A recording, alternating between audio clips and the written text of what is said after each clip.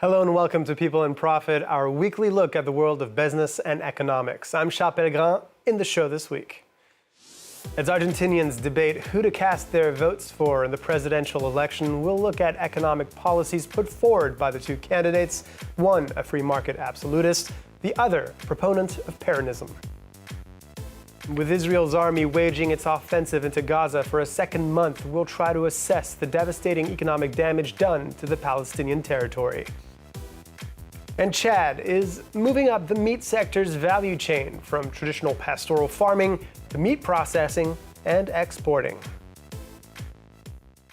Well, about a century ago, Argentina was a land of opportunity, the dream destination for millions of European immigrants. Today, as the country gets ready to vote for a new president, over 40% of its population live under the poverty line, their budgets squeezed by triple-digit inflation. On top of that, Buenos Aires' financial difficulties over decades mean the country owes $43 billion to the International Monetary Fund. The two candidates for president, far-right libertarian outsider Javier Milei and ruling Peronist economy minister Sergio Massa, are offering radically different solutions. Take a listen to these excerpts from the final debate. You know what? Yes, I'm going to end the central bank, because the central bank is the origin of inflation. Do you know why I'm going to end inflation? Because it's the way in which you steal from us. Do you know how much the government stole from us with the monetary emission in more than 20 years since we left convertibility? $280 billion. What Argentina needs is to rediscuss its program with the IMF, which is inflationary, increase its export development program, improve income distribution, and lower taxes on the basis of a great agreement. But also with four premises very clear as of December 10th. We're heading towards a fiscal surplus, a trade surplus, and we're also heading towards a regime of exchange competitiveness and to a regime of reserve accumulation that allows us to pay the fund to definitively remove it from Argentina. Each time the fund came to Argentina, it went badly. Well, for more on this story, let's turn to Vera Chiodi. She is an associate professor in economics at Sorbonne University and the Institut des hautes études de l'Amérique latine here in Paris. Thanks for being with us. Can you explain to us how the country ended up in this extreme inflationary spiral?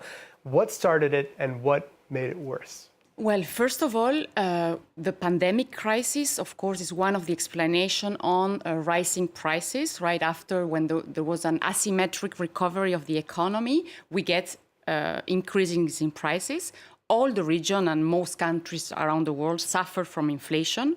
We need to remember that before the pandemic, the region Latin America was behaving relatively well regarding inflation. It was not the case for Argentina and Venezuela. Those are the two exceptions. So inflation is not new. But I will start from the pandemic as the first explanation, explaining inflation. Then we get, of course, the war on Ukraine that also increases energy prices. That is the basic input for all the chain of production, in particular for also food. That is, of course, impacting severely the poor people, that they dedicate a higher percentage of their income to food consumption. And then there are kind of two explanations on inflation. Let's say the first more orthodox explanation on inflation is due to, and it's true that today there is a consensus about this, is about fiscal deficit, budget constraints of the government. And what is the solution the government has brought to finance this fiscal deficit is with monetary emission. Why? Because the credit markets are closed. So the only way to finance this is with monetary emission. So this huge amount of currency circulating in the economy will push the demand, also because the loss of the value of each peso. And in this sense, pushing up the prices, and on the supply side, the supply struggles to react, and then we get this inflation. That's the criticism that Javier Milei is making here, talking about the central bank printing. And that's why he's advocating for abolishing entirely the central bank. Do you consider this to be a serious proposal, that and dollarization of the Argentine economy? It happened with Ecuador. So Ecuador now has the dollar as the currency, national currency. I'm not sure if he will win, if he will be able to do this. He discusses that also he will start with some sort of currency competition. But it's about abolish the central bank, because he studied the economic history, and he says when Argentina created the central bank, that's where inflation started. So it's true that we live with high rates of inflation. In any case, if we have the dollar, we will lose monetary policy. But we will always have a central bank. In that case, it will be the North American central bank, the Fed. Mm-hmm. And Economy Minister Sergio Massa has cut and suspended taxes ahead of the election, even as the country is undergoing a never-ending, it seems, debt crisis. What will be the effect of these measures that were taken in the lead up to the election? Well, it's more about monetary emission. It's because it was not only tax cuts, but it was also in nature, or not only in nature transfers before the elections. So it's also a pressure on the fiscal deficit, and it is like a vicious circle engaging in more inflation. Remember that we got this month 8% of inflation, and for food prices, the rise is bigger. And this is just a way, an electoral strategy in a way, or is it actually part of some sort of Peronist way of doing things, or Peronist economic policy? Totally. Some people will also say it's a populist one. Remember, we just need to recall that Peronism is a very eclectic movement. So it's not about the first Peron in the decade of 40. It's also about, we can also have a left wing, but we can also have like Menem in the decade of the 90s with the Washington Consensus. Argentina has been in and out of debt defaults and now owes a total of $43 billion to the International Monetary Fund. Does this underline the failures of the International Monetary Fund or Argentina's successive governments? I would say both. Today, the IMF is the main creditor and the main lender of Argentina, because Argentina has regarding the external market credit, the doors are closed for Argentina. However, today, and if we want to mark a difference from what happened in 2001, the IMF is not intervening. Since the elections primary elections in August, the IMF has a role of back off and not intervening in the political sphere. That is very different from what happened in 2001. And on the other side, there is a huge uncertainty on the capacity of the country to pay its debt. And there is always the shadow of default that can have, of course, extreme severe consequences, both on the economic and social scene. We need to remember that poverty around young people and kids and children is about 62%. Now, regardless of who wins this election, do you see the economic situation for Argentinians improving in the future? Well, we have two options. If Milei comes, if we believe that his measures are true, he says that dollarization will take place in 2 years. You cannot cut a so big, severe, and this long-term inflation very quickly. What happened on our last hyperinflation in 1989, it took 2 years with a currency board, with a dollarization de facto as well, as even today, because all contracts and even savings are in dollars. So it may take 2 years. And what happens if the actual Ministry of Economic continues? Can we see a continuity? So we will get this multiple market of the dollar. How will this poverty decrease? It's open to discussion, and it's very hard to predict.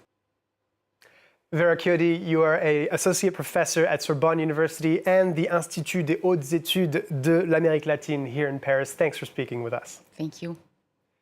Well, the war between Israel and Hamas is entering its second month. The IDF has encircled and entered northern Gaza in a bid to destroy Hamas's military capabilities and to free hostages taken during the October 7th attacks. The siege has displaced 1.5 million people, while over 200,000 homes have been destroyed.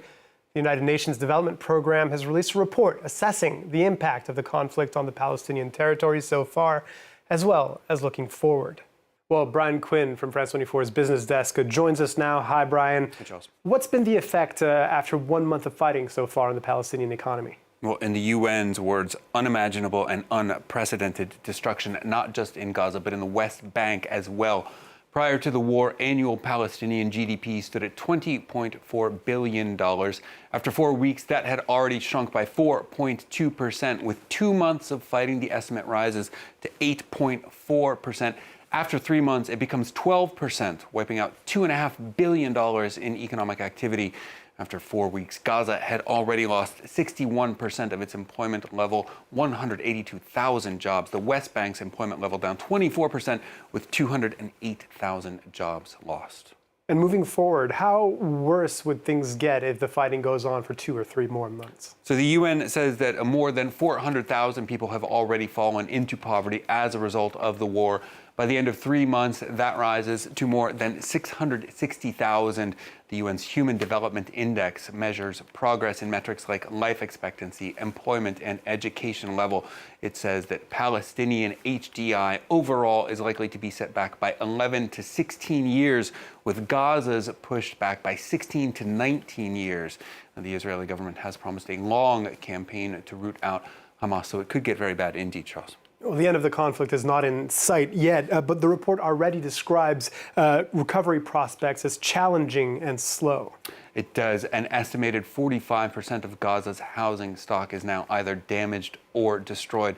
More than half of schools are damaged, with none of the enclave's 625,000 students able to attend classes. With Israeli work permits for Palestinians canceled and revenues collected by Israel on the Palestinian Authority's behalf now halted, the Palestinians' debt and fiscal situations are quickly deteriorating. The UN says the pace of the ongoing economic damage outstrips any modern war, including the Syrian civil war and even Russia's invasion of Ukraine. Thanks for that, Brian.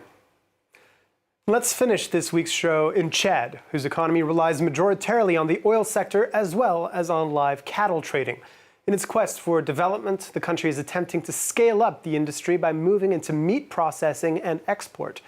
This report takes us to one state-of-the-art facility in the south of the country. This new, modern meat processing facility kickstarting a plan to change Chad's economic trajectory. The Central African nation aiming to pivot from live cattle trading to major African meat exporter. The company at the center, Laham Chad, a joint public-private venture with plans to invest over 330 million euros in 7 specialized industrial zones dedicated to processing meat for export. Now we have set up a proper unit where we can put every food safety norms, and we are ensuring that our product is 100% safe, and we are giving the best premium quality as we can give in whole Chad. The livestock sector is a cornerstone of Chad's economy, second in revenue only to oil.